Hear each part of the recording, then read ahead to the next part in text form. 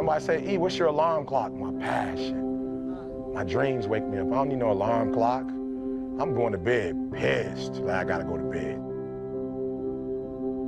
Some of you going to sleep and you don't deserve rest. You're lazy, you don't deserve rest. Rest is for people who work. You ain't doing nothing. Every day you chilling. You need to know your why, and my why wakes me up every single morning. Why do you do what you do?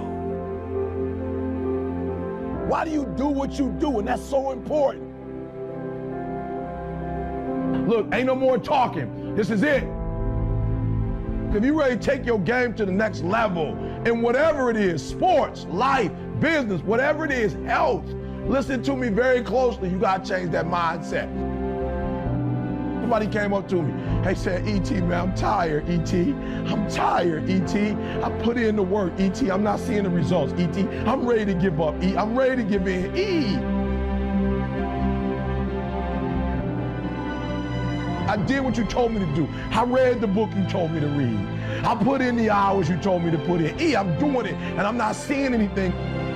My why is every single day when I wake up, every minute of the day, every hour of the day, I have an opportunity. Somebody who quit, somebody who gave up, somebody who stopped in life. I have the power, at my nickname, the refresher. I have the power as the refresher to make you believe again, to make you get up when you got up 3 times and you say, I'm not getting up no more. When you get to the point where enough is enough, when you get to the point where it hurt real bad, when you get to the point you can't take it no more, when you get to that point,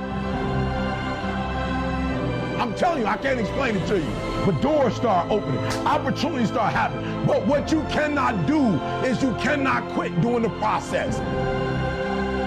My why. I'm about to wrap this thing up. Listen to me, you can't make a difference until you make a decision.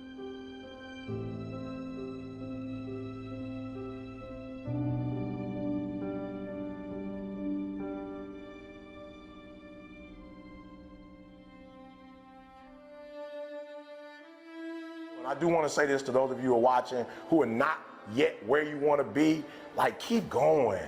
Like, keep going. Don't quit. You're already in pain. You're already struggling. Like, get something for your pain.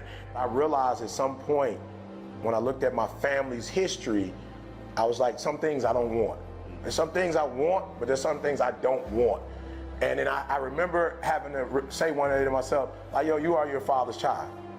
Like, yo, even though he didn't raise you, even though in the beginning you guys had, whatever little stuff y'all need to get through, E, don't lie. You are lazy at times. You know what I'm saying? Like, E, you are super social and you rather talk than work. You know what I'm saying? I just had to grow up one day and just be real with myself and just say, E, the only way you're gonna be successful is you gotta discipline yourself. You know, when you look at a horse, I'm talking about a thoroughbred, it still needs that, what is that thing called that they put on it? He needs that without, you gotta control him. He got a lot of juice, got a lot of energy, he can go for it, but you gotta hone that. Yeah. And so I realized, like, yo, E, you sleep in, you play video games, don't lie to yourself. You are powerful, but you have some vices. Yeah. And you have some vices that take you down a crazy road. Like, you are your father, you are your grandfather, you are your mother, you are your grandmother. Like, it's real. And so I started saying, okay, E, you gotta discipline yourself. And this is for me, this ain't for everybody. I start getting up at 3 o'clock in the morning. It's like, yo, you're gonna have to get up a little bit earlier because you didn't finish school. You didn't take care of your business. So you can't get up the same time another man who gets up, who handle his business. So you need to get up at 3 if you're gonna catch the greats. You gotta get up at 3, you gotta go to bed earlier. This is why I said I never drank or smoked, because the men in my life who did it were extremists. I had an uncle who died, cirrhosis of the liver. I had other uncles who drank, and my father, bless his heart, but he was strung out on drugs for about 14 years. And I was just like, yo, E, you can see that they don't know how to do it casually. Like, they ain't social drinkers. Like, they ain't social on something. They taking it to a whole nother level. And so for me, it was like, E, you gotta discipline yourself. You're not gonna die if you never know what alcohol tastes like. But if you taste it, you might have the same experience they had. So you just gotta discipline yourself. I do vegan most of the time, you know what I'm saying? And I tell people all the time, I love fried chicken. I love macaroni and cheese. I love a lot of dessert. But in my family is diabetes. So it's like, yo, E, if you do what they do, then you're gonna get the results they got. So chicken is good, and macaroni and cheese, the way my grandma make it, is great. And yes, the pound cake is phenomenal. But if you want to be with Dee Dee for the next 30, 40 years, and you want to be able to walk, you know what I'm saying? You don't want to be on the cruise. I was just on the cruise, and a couple people, was on the motor scooter, you know what I'm saying? People with the cane and the walker. And I'm not mad at them. But I'm like, I don't want that. I want to be able to walk at 60, at 70. I want to be independent at 80 if I can be. So I'm going to have to make some sacrifices now for the long run. Whatever it is I say I want it like air. And air is one of those things that, because people always say, well, why you say air? Like, why you even say, because you go without that for a few seconds, my friend, it's a wrap. It's done. So there are people who want stuff, but you kind of want it. Or you want it bad, but you don't want it as bad as you want to breathe. So to me, obsession is wanting something so bad that, I go to bed with, I wake up to it, I make whatever sacrifice, I grind, it's like I can't live without it. And so there are people who fantasize, romanticize about stuff, but they're not obsessed with it. So when they say fried chicken or the salmon, I'm like, I don't really like salmon like that, but salmon. Or the vegan burger, all right, give me the vegan burger. Wow. That's not what I want to eat, but I'm obsessed with Dee Dee's health. I'm obsessed with our marriage. I'm obsessed with the love. I'm obsessed with her. So I'll do whatever it takes. That's what obsession means to me. Not saying it or dreaming it or offend, but I'll do whatever it takes to make that dream become a reality. As I've been, speaking for over 20 years, I study people. And I'm like, yo, my man graduated magna cum laude, summa cum laude. Why is he broke? Right. I'm just like, I'm thinking if I was that smart, it would seem like I would just own half the world. Exactly. But what I realized is it doesn't make a difference if you're smart, born in a wealthy family, born broke. I realize what makes people different is the energy level that they have, and the energy level is because of what's driving them.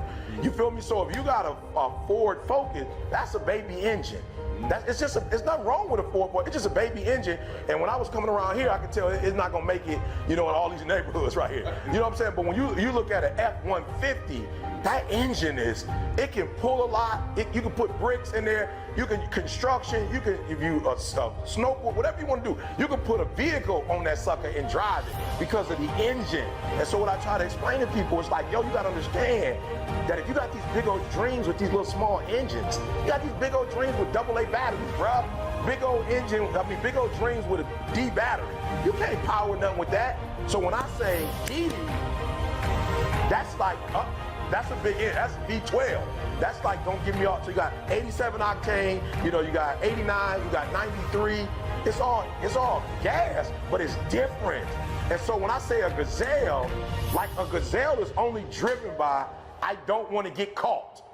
You know what I'm saying? I just don't want to get caught. So when you're running because you don't want to get caught versus you chasing because you got to feed your you got cubs, it's just a difference. So after running for so long, first of all, I didn't have no plans on running. So that's number one. I didn't have no plans on running. So now you got me running when I didn't have no plans on running. So guess what? After so long of running, and you still behind me, I'm about to give up because I didn't have no plans on running. So now it's like I'm running. I'm looking at you and you still behind me. And I'm just like, you know what? Since I'm not running toward nothing anyway, I just get weak and give up. But if I'm running toward you and saying, my wife gotta eat, my son gotta eat, my daughter gotta eat, and they not gonna make it if I don't come back with something, then I'm not gonna stop until I get that thing. So that's why I'm saying, like, yo, what's pushing you? What's driving you? And if the right stuff ain't driving, look, you can't come back to Dee Dee and say, yo, Dee, I'm sorry, I ain't catching nothing today. You can't say that to Dee Dee. Dee Dee don't want to hear it. Dee Dee like, all right, go back out again then. Don't come back until you get it. And because I want to be with her, I'm like, Gazelle, it's just a matter of, you gonna, look, I don't even have to be strong. I'm just gonna keep running, and you gonna stop sooner or later, and I'm not gonna stop. Dream big, but get small wins though. You know what I'm saying? You can dream big, but get the small wins. And those small, I'll never forget hearing John Elway speak once. John Elway was like, yo, I became great by being good over a long period of time.